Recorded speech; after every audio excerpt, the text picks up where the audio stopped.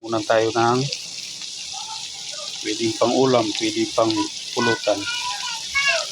Paksiw na laman loob. Ito. 3 bisis ko itong pinakuluan. Hinugasan, nilamas asin. Bago hinugasan uli, bago ginisa-gisa. Sa pagluto, nagisa-gisa lamang ako ng maraming sibuyas, bawang, luya, saka pamintang durog. Tapos ginisa-gisa ko na rin itong laman loob. Nung mamula-mula siya, nag-add na ako ng asin, magic sarap siyempre, nor, tas Sprite. Nung kumunti na lang yung Sprite, nag-add pa ako ng kaunting toyo saka maraming suka.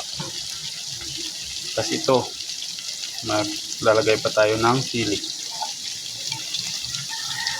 Ayan, pag manganghang mas masarap. Ibisain ko pa ito.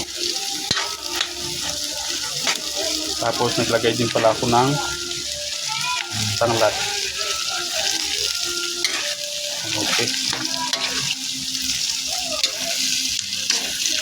Tapos na ito maluto.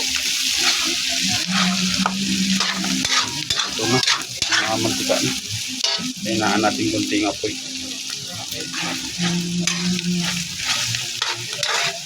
Kailangan kong ibisain yung sili kasi pag mas maanghang, mas masarap.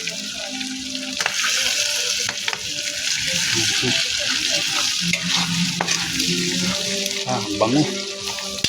Pero sa amoy pa lang ang niya.